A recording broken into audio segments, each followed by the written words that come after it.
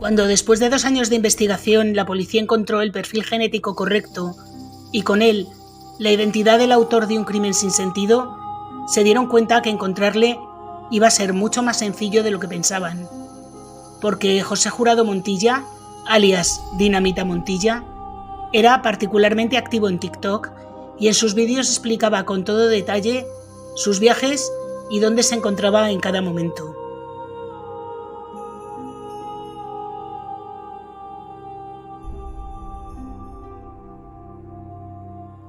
Hola a todos, yo soy Julia y hoy os traigo el caso de un asesino en serie español que cometió 4 crímenes en la década de los 80, por los que fue condenado a 123 años. Cuando salió 28 años después parecía rehabilitado, pero nada más lejos de la realidad. En 2024 fue detenido por haber acabado con la vida de 2 personas y como una vez más este caso está sin juzgar, vamos a considerar que todo lo que digo acerca de las actividades de este individuo es presunto. Si quieres saber más, sé bienvenido. Aprovecho para agradeceros que veáis mis vídeos y si os gustan os podéis suscribir, dejarme un like, activar la campanita, comentar, compartir y todas estas cosas que vosotros ya os sabéis. Así que no me enrollo más y vamos con la historia.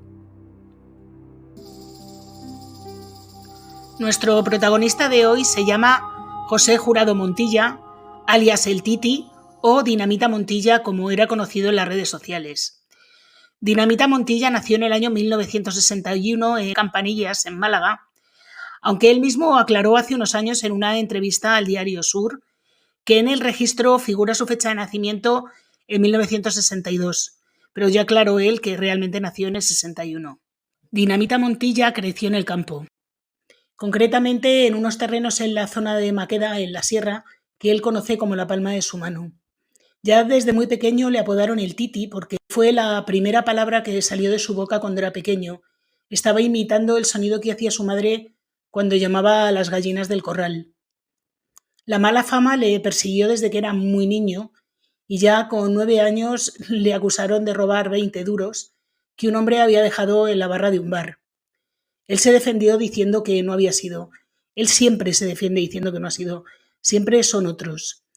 Con 13 años le acusaron de robar 10.000 pesetas en casa de un amigo, pero él asegura que fue el amigo. Y a partir de entonces, según contó en una entrevista, todo lo que pasaba se lo achacaban a él. Y dice que como no era capaz de defenderse con palabras, pues lo que hacía era más o menos salir corriendo. Cogía un tren y se iba a cualquier sitio. Dice que así, caminando, se recorrió media España. En cuanto al consumo de sustancias, dice que las probó por primera vez con 14 años y que aquello le enganchó. Durante una época se buscó la vida recogiendo espárragos y por lo visto aquello le daba bastante dinero. Después trabajó como feriante y con 18 años cometió su primer delito. Al parecer le pidió un adelanto a su jefe y como no se lo dio, pues se llevó 2 cubos llenos de monedas que tenía el hombre, que era el propietario de unos coches de choque. En total fueron unas 170.000 pesetas lo que se llevó. Por supuesto le cogieron enseguida porque era el único que había tenido la oportunidad de llevarse el dinero. Salió a los 8 meses y no tuvo que ir a la cárcel hasta que, pasado un tiempo, le acusaron de haber robado unos pájaros exóticos de un jardín en Málaga. Por aquel robo le cayeron 4 años, 2 meses y un día. Y ahí le llevaron a una prisión en Lugo, un centro muy, muy moderno que inauguró prácticamente él, era el recluso número 50. Y de esta cárcel salió en el año 1984. De Galicia fue de donde se trajo el mote este de Dinamita Montilla. Cuando estaba preparando unos fuegos artificiales para unas fiestas, le puso demasiada pólvora a los fuegos y se montó la de Dios. Por lo visto parecía que estaban cayendo bombas en lugar de lanzándose fuegos artificiales. Cuando salió de la cárcel en Lugo, caminó durante casi un mes hasta que llegó a Málaga. Trabajó por temporadas en varios circos, donde llegó a ganar bastante dinero y en el año 1985 acaba con la vida de Francisco González, el único de los crímenes que que es reconocido, y a partir de ese momento comienza una huida hacia adelante que le llevará por media España. Cuando llega a Galicia, comete un robo en una vivienda y se lleva un jamón, una barra de pan, una escopeta, un paquete de tabaco y 2.000 pesetas que según él había en un monedero. Le cogieron rápidamente, pero la policía no sabía que estaba implicado en el crimen de Francisco González. Así que solo le condenaron por hurto y le llevaron a una cárcel en Cáceres. Se fugó durante un permiso penitenciario y volvió de nuevo a Málaga. El 3 de mayo de 1987, la Guardia Civil lo detuvo en la estación de tren de Álora mientras se comía un bocadillo y esperaba que llegara el tren, por haber acabado con la vida de 2 personas. Sus víctimas fueron un turista alemán y otro inglés de 22 y 30 años respectivamente, cuyos cuerpos aparecieron con varios disparos una semana antes en el paraje natural Desfiladero de los Gaitanes, en una zona bastante poco concurrida. Dice que unos chavales de Málaga le pidieron que le llevara a conocer la zona. Allí estuvieron de fiesta un rato, que llegaron 2 extranjeros y se juntaron en la fiesta y que en un momento dado él se fue y que cuando los encontraron se lo achacaron a él, simplemente porque habían encontrado una navaja suiza en su mochila. Según él, todo el mundo de campo tiene una. Así que también niega haber participado en estos crímenes. Una vez que se encontraba en prisión preventiva, la policía se puso a investigar sus actividades y le imputaron 2 crímenes más. El de Antonio Paniagua Alcaide, antiguo chofer de Juanito Valderrama.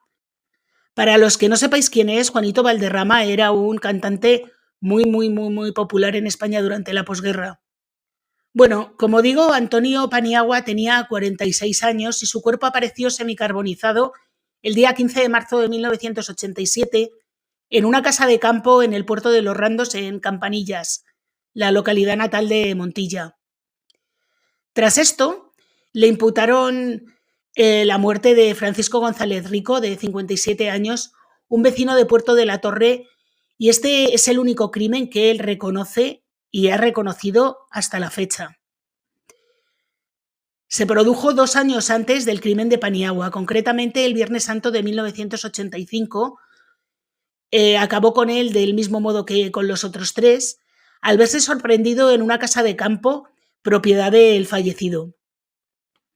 En una entrevista que concedió en el año 2013, cuenta sobre este crimen, que apenas llevaba unas semanas en libertad, y al llegar a casa su madre le dijo que los zorros se habían cargado a 7 gallinas del corral.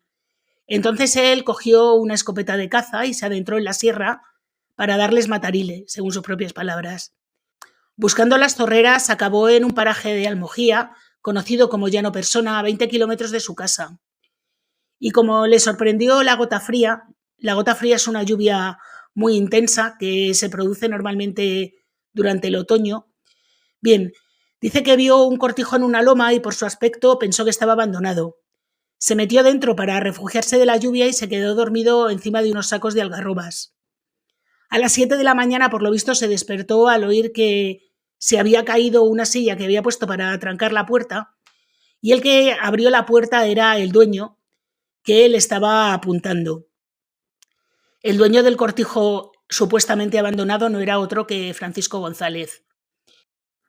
Francisco le pidió que se pusiera los zapatos y le acompañara al cuartel, porque pensaba que él era el autor de ciertos robos que se habían estado produciendo en la zona en los últimos meses. Según Dinamita Montilla, en ese momento no se lo pensó mucho, cogió el arma y disparó, acabando con la vida de Francisco González en el acto. No fue premeditado, surgió así, dijo: me da no sé qué por haberlo hecho pagar, pero porque era un ciudadano humilde y honrado, una persona de campo. Pido perdón a la familia, me duele en el alma lo que hice, pero hay que tener en cuenta que yo era un bala perdida y estaba enganchado a las sustancias. Mi intención era solo darle matarile a los zorros. Y así tan a gustito se quedó en la entrevista, Por todos estos actos fue condenado a 123 años de prisión. Sin embargo, cuando llevaba 28, se vio beneficiado por la llamada doctrina Parot y le condenaron 2 años de cárcel. Salió de prisión exactamente igual que entró, con unos vaqueros, una cazadora y una mochila, pero los que le conocían decían que había que mirar 2 veces su foto para encontrar el parecido con el hombre que entró en la cárcel en los años 80. Sin embargo, el carácter no se había modificado ni un poquito. Según los agentes que lo detuvieron, se trata de un hombre frío y calculador que tapaba la cara a sus víctimas y liberaba a los animales domésticos de las casas que asaltaba. Cuando salió de prisión tenía 53 años. En la cárcel le habían dado 16 euros para el taxi a Zaragoza, 18 para el almuerzo y el dinero suficiente para comprar los billetes de tren a Madrid y a Málaga, porque el Titi lo que quería hacer era volver a Campanillas, su localidad natal. Sin embargo, su primera noche, cuando llegó allí, durmió bajo un puente porque nadie de su familia quería saber absolutamente nada de él. A los pocos días consiguió cama en un albergue. En esas fechas aseguró a la prensa que quería reintegrarse en la sociedad. Admito que fui un delincuente, pero fue por la presión de las acusaciones falsas y las sustancias. He querido hablar para reconocer lo que he hecho y defenderme de lo que hice y sobre todo para pedir perdón. Aseguró también ante la prensa que no pensaba volver a delinquir y que prefería comer palmito, aceitunas secas o almendras en el campo antes de volver a hacer nada ilegal. Pero bueno, el tiempo ha demostrado que ese no fue su comportamiento, desde luego. Aunque bien es cierto que durante un tiempo estuvo más o menos tranquilo y llevó una vida errante durmiendo al raso en albergues o en hoteles baratos. Sin embargo, en el año 2022 vuelve a aparecer la personalidad criminal de Dinamita Montilla.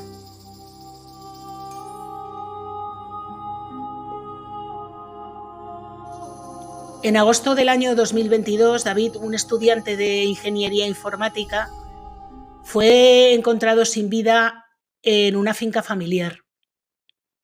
Al parecer, el joven se había dirigido a una casa de aperos, propiedad de sus padres, para recoger unas algarrobas y sacar así unos eurillos que le iban a ayudar a sufragar sus gastos de estudiante durante ese año. Llegó incluso a comentar por WhatsApp a su padre y a un grupo de amigos que se había encontrado con un extraño al que le había ofrecido agua. Esa noche, la sala de la Policía Nacional recibió una llamada de los padres de David, bastante desesperados, en la que informaban que su hijo no había aparecido y que David además era un chico muy formal, que se llevaba muy bien con todo el mundo y que no tenía explicación el hecho de que ni le encontraran ni cogiera el teléfono. La última noticia que tenían de él es que, como digo, había salido a la finca familiar que estaba en los montes de Málaga, concretamente en la zona de Los Ciegos, para recoger algarrobas. Sin embargo, se había hecho de noche y no había rastro del joven. La Policía Nacional se puso en marcha de inmediato, ya que la primera hipótesis que tenían es que David había sufrido un accidente, como una caída, y como era noche cerrada y los agentes tenían miedo de que la familia estuviera por allí, decidieron ir ellos mismos con las linternas a buscar al joven. Al día siguiente, cuando amaneció, a las 8:40 de la mañana, encontraron su cuerpo. David presentaba heridas de arma en la cabeza y en el cuello. Cuando llegó la policía científica, se dieron cuenta de que aquello, aunque los restos que tenía en el cuerpo eran de un arma de caza, se dieron cuenta de que aquello no había sido un accidente, porque a unos 100 metros del cuerpo, junto a un gran árbol, la policía científica se dio cuenta que había indicios claros de una pelea. De esta forma, los agentes comienzan una minuciosa investigación para encontrar al sospechoso de aquel acto. Se trata de una zona que frecuentan cazadores y, claro, al ser cazadores estaban todos en un listado que tenía la Guardia Civil. Se entrevistaron con todos ellos y tomaron declaración a los vecinos, eran más de 70 personas, y se buscó también en el registro de la propiedad antiguo y actual por si era alguna rencilla por alguna linde, pero no encontraron absolutamente ninguna pista de la que tirar. El único indicio que tenían es que, como os digo, David había informado a sus padres y amigos de que se había encontrado con un señor al que él describió un señor mayor armado y con muy mala pinta, al que le ofreció agua. Sin embargo, tras las entrevistas no lograban identificar a ningún sospechoso. El rastreo de la telefonía móvil por la zona tampoco les ayudó mucho porque al tratarse de una zona de gran altura, desde allí se da cobertura a todo Málaga, con lo cual no fueron capaces de sacar nada en claro de la cobertura de los móviles. Y por si esto fuera poco, el día 29 de agosto coincidió con la operación retorno de vacaciones, lo cual también ayudó a distorsionar los datos de los móviles. Durante los casi 2 años que se prolongó la investigación por este caso, los agentes se volvieron prácticamente locos y consultaron, como os digo, también en los registros de tráfico, en el registro civil, en partidas de bautismo, en todas partes. Hasta que la única prueba de la que pudieron tirar fueron unos análisis de ADN, pero un poco más sofisticados de lo habitual. En este caso se trató de un estudio de ampliación del cromosoma, una técnica mediante la cual no se llega a poner nombre y apellidos al propietario del ADN, pero que permite localizar a un pariente paterno, y salió un nombre. Y a partir de ese nombre comenzaron a trabajar el árbol genealógico de este pariente, pero se encontraban un poco atrancados porque, a pesar de que había estado 28 años en prisión y había sido detenido en numerosas ocasiones, el perfil de ADN de Dinamita Montilla no estaba en los archivos policiales. Y sobre todo, una cosa que les despistó mucho en las investigaciones es que se había cambiado el nombre.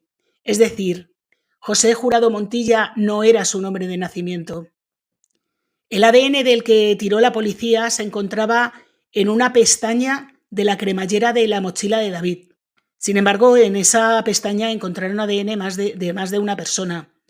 Así que lo primero que tuvieron que hacer es individualizar el ADN, y una trabajadora de la Policía Nacional de Granada se tomó el caso como una investigación personal, y fue gracias a su insistencia y su constancia que se localizó a un pariente de Dinamita Montilla. Para ello, los agentes se tuvieron que remontar hasta el año 1871 e ir hilando los nombres del tatarabuelo, del abuelo, del padre, hasta que dieron con él. Bueno, fue un trabajo, un puzzle, la verdad. Cuando la policía dio con un nombre que les cuadraba, se pusieron a buscarle y fue ahí cuando encontraron su perfil en TikTok y cómo había subido un vídeo como un par de días antes diciendo que se encontraba en una pedanía en Badajoz, a 5 kilómetros de Portugal, que se llama Valdebótoa. Cuando llegaron a detenerle, según parece, no opuso ningún tipo de resistencia. Le detuvieron por homicidio, tenencia ilícita de armas y robo. Al ser informada de la detención, la jueza de Málaga que llevaba la investigación solicitó a la jueza de guardia de Badajoz que autorizara de inmediato su traslado a Málaga, con el fin de tomarle declaración antes del cumplimiento de las 72 horas legales de detención. En su declaración, José Jurado negó la autoría de este crimen, pero la juez le dio igual y ordenó su ingreso en prisión inmediato. El abogado que lo asistió durante el interrogatorio solicitó a la jueza 2 pruebas periciales para empezar a edificar su defensa. El letrado pidió un protocolo de toxicomanía para determinar qué tipo de sustancias consumía y qué efectos causaban sobre él, y además un informe forense sobre su imputabilidad, a fin de investigar si presenta algún trastorno o patología que pueda afectar a sus decisiones. Las conclusiones de esos informes no se han hecho públicas, pero Dinamita Montilla sigue en prisión, ¿eh?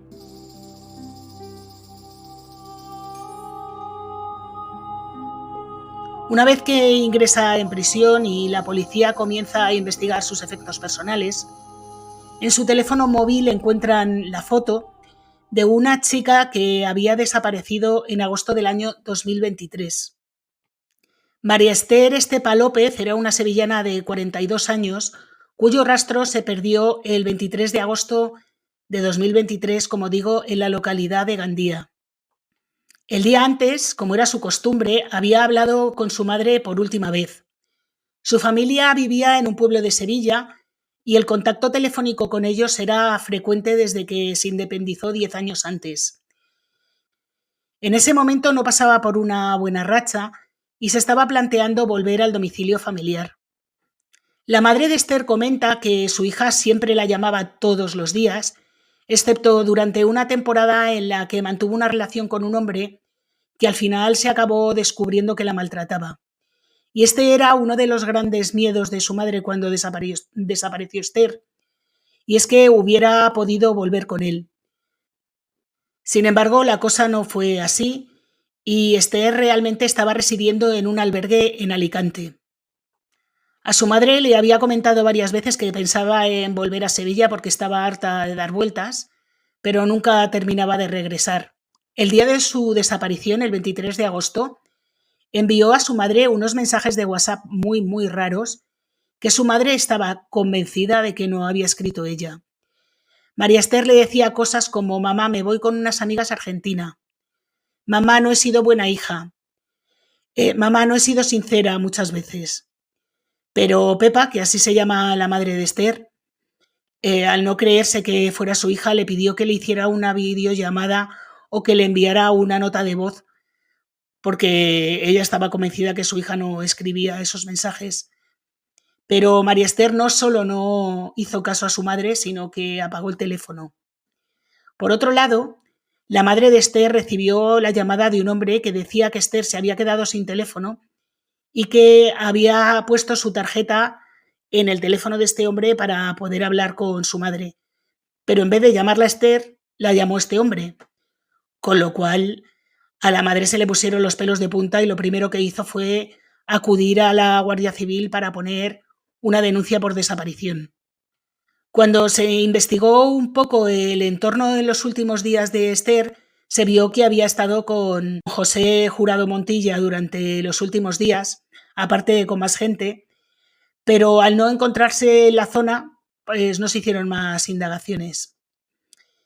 En el mes de febrero del año 2024, 6 meses después de la desaparición de Esther, unos senderistas encontraron un cráneo humano que se envió al Instituto de Medicina Legal de Valencia, cuyos expertos en odontología forense lograron extraer el ADN de 2 piezas dentarias y así obtener un perfil genético que fue identificado como el de Esther.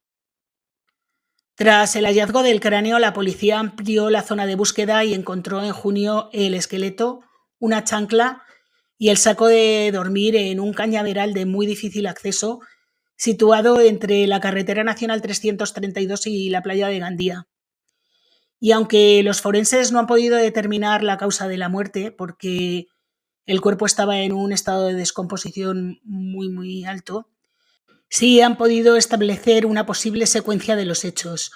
Los investigadores creen que acabaron con la vida de Esther y habrían ocultado su cuerpo y habrían suplantado su identidad para mandar los mensajes de WhatsApp estos que os digo que recibió la madre. Con todos estos datos y los informes de la autopsia, la policía está convencida de que el autor de este crimen no es otro que Dinamita Montilla. Después de lo que hizo, se dedicó a seguir recorriendo España tan feliz como si no hubiera pasado absolutamente nada. La abogada y criminóloga Beatriz de Vicente, que supongo que conoceréis todos, que lleva años investigando la personalidad de todo tipo de delincuentes, considera que el Titi se ajusta al perfil de lo que se llama un multicida, que es alguien que acaba con la vida de los demás porque le estorban, les molesta o les conviene, o simplemente para conseguir algo que les hace falta. Es decir, lo hace por puro pragmatismo, según dice Beatriz de Vicente. Y recuerda además que como rasgo principal de un serial killer está el cometer 3 o más crímenes, aunque no tengan una periodicidad concreta, un ciclo vital o un estado de ánimo, sino también, como ocurría con Montilla, obedece al oportunismo.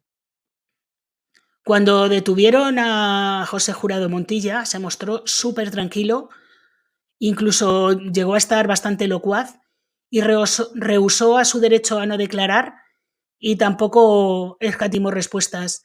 respondió a la jueza, a la fiscal y a su abogado y no se movió un ápice de su versión, diciendo que él no lo había hecho en absoluto y aseguró que él no había cometido ni ese crimen ni ninguno de los otros que le imputaban. Y aseguró, si yo he cometido esto, no me voy a exponer en redes sociales. Y se quedó tan a gusto. Bueno, y como os digo, Dinamita Montilla está a la espera de juicio, una fecha a la que todavía supongo le quedan bastantes meses para celebrarse. Calculo que al menos 2 años. Y por si os interesa, su defensa la está llevando Enrique Calixto Tinoco. Eres un penalista con una gran experiencia. Y bueno, hasta aquí el caso de hoy, que a mí me parece un caso increíble, que una vez más no entiendo cómo no es más conocido, y un caso al que estoy segura que aún le quedan muchos coletazos que dar, porque al margen de estos 2 crímenes que se le imputan, la policía está estudiando si está implicado en la muerte de 2 indigentes en la provincia de Málaga en 2021 y 2022. Pero bueno, esto aún se está investigando y no está claro que esté implicado. Yo no sé por qué este caso no es más conocido, la verdad. Y más teniendo cuenta en una red social tan conocida como donde tiene la cuenta. Perdonadme que no lo repita más, pero esta es una de las cosas que a YouTube no le gusta, que se nombren otras redes sociales. Bueno, el caso, que como os digo, hasta aquí nuestra historia de hoy, que espero que os haya gustado. Si es así, por favor, dejadme un like, activar la campanita, comentar, compartir y todas estas cosas, que como os digo siempre, a vosotros no os cuestan nada y a mí me ayudan un montón. Y como subo vídeo todos los viernes, hasta la semana que viene.